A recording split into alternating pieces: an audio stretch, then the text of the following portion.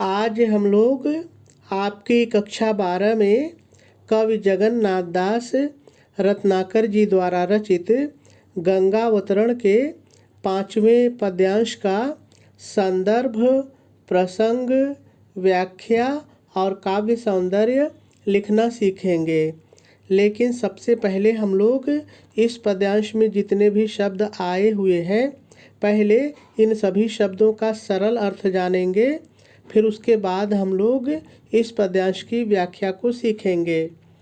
तो चलिए सबसे पहले हम लोग इस पद्यांश में आए हुए सभी शब्दों का सरल अर्थ देख लेते हैं। इहि विधि, इहि विधि माने इस प्रकार से, इहि विधि माने इस प्रकार से।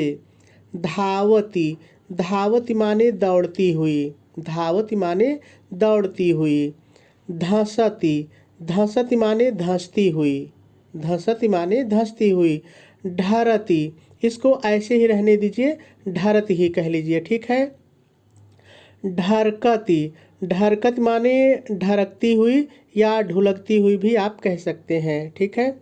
सुख देनी, सुख देनी मतलब सुख देने वाली या सुख प्रदान करने वाली, सुख प्रदान करने वाली दोनों होता है। जो भी आपको अच्छा लगे एक लेके व्याख्या कर लीजिए। मनहु, मनहु माने मानो, मनहु माने मानो।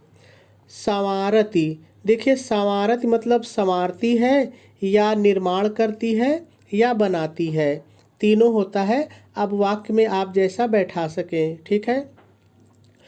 शुभ, देखिए यहाँ पर शुभ का मतलब है सुंदर, यहाँ पर शुभ का मतलब हम लोग सुंदर से लगाएंगे। सूरपुर की, देखिए सूरपुर की मतलब स्वर्ग की या स्वर्ग तक, स्वर्ग की या स्वर्ग तक। सुगम निसेनी, देखिए सुगम माने होता है आसान, ठीक है। सुगम माने आसान और निसेनी माने सीढ़ी, जो चढ़ते हैं सीढ़ी तो वही सीढ़ी, ठीक है। तो सुगम निसेनी का मतलब आसान सीढ़ी। विपुल, विपुल माने अत्यधिक, विपुल माने अत्यधिक। वेग, वेग माने वेग या गति, वेग या गति दोनों होता है। कोई भी एक लेके व्याख्या कर लीजिए। बल सरल है, कोई दिक्कत नहीं है। विक्रम, विक्रम माने पराक्रम, ठीक है, पराक्रम। कै, कै माने के, कै माने के। ओजन मतलब ओज से, ओजन मतलब ओज से। देखिए ओज का मतलब होता है जोश, ताकत, शक्ति, ठीक है। तो हम लोग सीधे सीधे कहेंगे ओज से। उमगाई, देखिए उमगाई को भी हम लोग ऐसे ही प्रयोग कर लेंगे। वैसे उमगाई का मतलब होता है उमड़ती हुई, उमड़ती हुई, तो आप उमगाई भी कह लेंगे तो कोई दिक्कत नहीं है। हरहराती, देखिए हरहराती माने हरहराती हुई या हर हर की ध्वनि करती हुई, हर हर की ध्वनि करती हुई। हर्षाती, हर्षाती माने हर्षाती हुई या प्रसन्न होती हुई, हर्षाती हुई या प्रसन्न होती हुई। शंभु, शंभु माने शिव, शंभु माने शिव, जिसको आप शंकर कहते हैं, भगवान शिव शंकर, ठीक है। सन्मुख, सन्मुख माने सामने, सन्मुख मतलब सामने। जब आई, दोनों शब्द सरल है, कोई दिक्कत नहीं है। तो सभी शब्दों का सरल अर्थ हम लोगों ने देख लिया। अब हम लोगों को इस पद्यांश की व्याख्या सीखनी है। लेकिन व्याख्या सीखने से पहले हम लोग थोड़ा सा इसका संदर्भ और प्रसंग लिख लेते हैं। फिर उसके बाद हम लोग इसकी व्याख्या को सीखेंगे। तो चलिए सबसे पहले हम लोग इसका संदर्भ लिख लेते हैं। तो आप संदर्भ हेडिंग डालेंगे, डैश डालेंगे और डैश डाल करके लिखेंगे, प्रस्तुत पद्यांश हमारी पाठ्य पुस्तक हिंदी के काव्य खंड में संकलित गंगावतरण शीर्षक से उद्धृत है। इसके रचयिता श्री जगन्नाथ दास रत्नाकर जी हैं। पूर्ण विराम लगा देंगे और आपका संदर्भ पूरा हो जाएगा। चलिए अब हम लोग इसका प्रसंग लिख लेते हैं।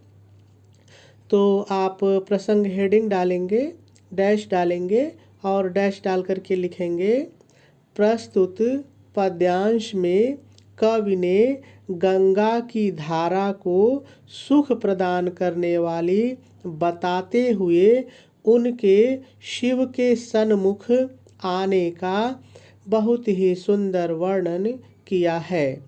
पूर्ण विराम लगा देंगे और आपका प्रसंग भी पूरा हो जाएगा।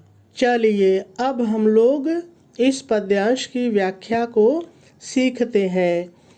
तो कवि कहते हैं, इहि विधि धावति धसति ढरति ढरकति सुख देनी मनहु संवारति शुभ सुरपुर की सुगम निसेनी। प्रस्तुत पद्यांश में कवि रत्नाकर जी कहते हैं कि, अब आ जाइए पद्यांश पर। कहते हैं कि इस प्रकार से, यही विधि इस प्रकार से गंगा की तीव्र धारा आकाश से धरती पर, इतना भाव के अनुसार अपने से लिखिए।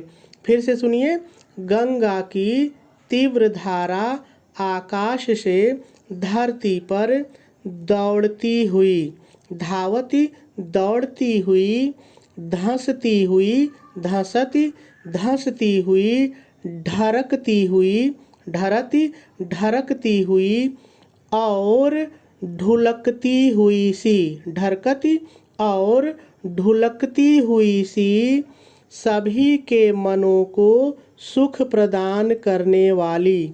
सुख देनी तो हम लोग कहेंगे सभी के मनों को सुख प्रदान करने वाली प्रतीत होती है। और पूर्ण विराम लगा देंगे। चलिए आगे देखते हैं। थोड़ा सा फिर भाव के अनुसार अपने से जोड़ के लिखेंगे। गंगा की धारा को देखकर ऐसा प्रतीत होता है। गंगा की धारा को देखकर ऐसा प्रतीत होता है मानो, मनहु मानो वह पृथ्वी वासियों के लिए पृथ्वी से, फिर इतना अपने से जोड़िए, वह पृथ्वी वासियों के लिए पृथ्वी से स्वर्ग तक, सुरपुर की स्वर्ग तक सुंदर, शुभ सुंदर, स्वर्ग तक सुंदर, आसान सुगम आसान, सुंदर आसान सीढ़ी का, निसेनी सीढ़ी का निर्माण कर रही हो, संवारति निर्माण कर रही हो। और पूर्ण विराम लगा देंगे। चलिए एक बार फिर से दोनों लाइन की व्याख्या को देखते हैं। तो देखिए, मैंने कहा कि सबसे पहले आप व्याख्या हेडिंग डालेंगे, डैश डालेंगे और डैश डाल करके थोड़ा सा लिख लेंगे। क्या लिखेंगे फिर एक बार ध्यान से सुनिए। प्रस्तुत पद्यांश में कवि रत्नाकर जी कहते हैं कि, अब आ जाइए पद्यांश पर।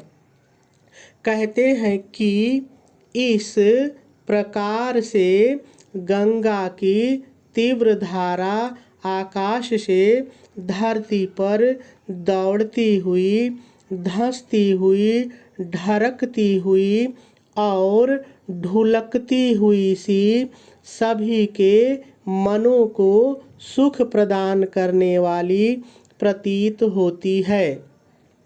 पूर्ण विराम लगाएंगे और आगे लिखेंगे, गंगा की धारा को देखकर ऐसा प्रतीत होता है मानो वह पृथ्वी वासियों के लिए पृथ्वी से स्वर्ग तक सुंदर आसान सीढ़ी का निर्माण कर रही हो।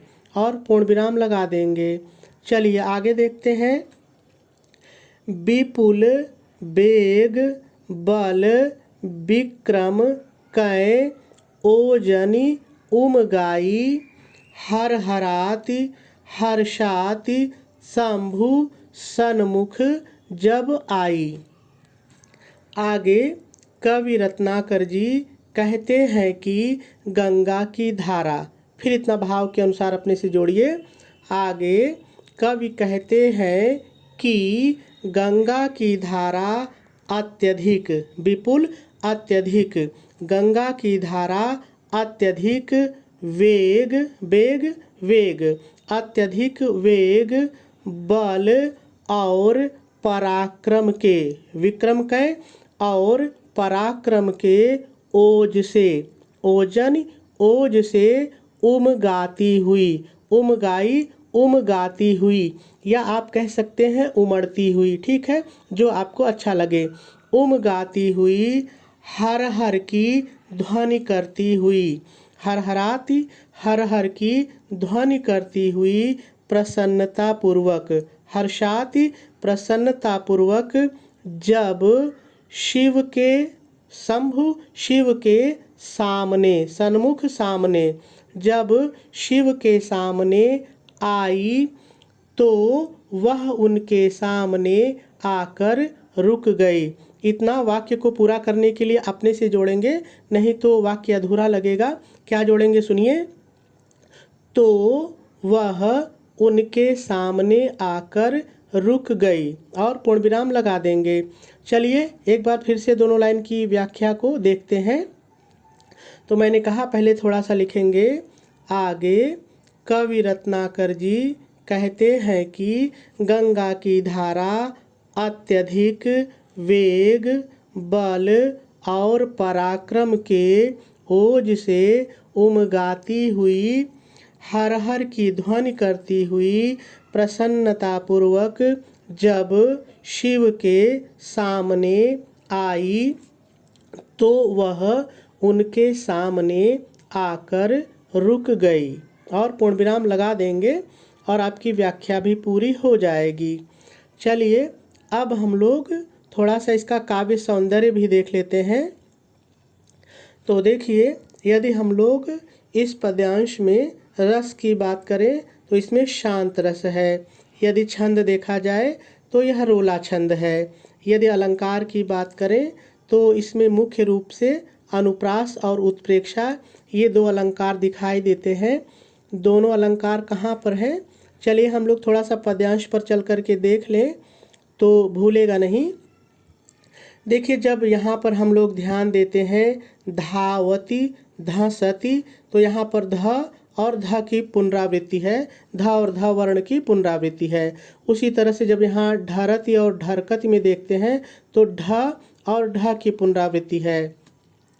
उसी तरह से यहाँ देखिए समारती शुभ सुर में स और स वर्ण की पुनरावृत्ति है, ठीक है। उसी तरह से यहाँ देखिए विपुल बेग बल में ब और ब वर्ण की पुनरावृत्ति है, ठीक है। यहाँ पर देखिए हर हराति हर्षात में ह और ह वर्ण की पुनरावृत्ति है।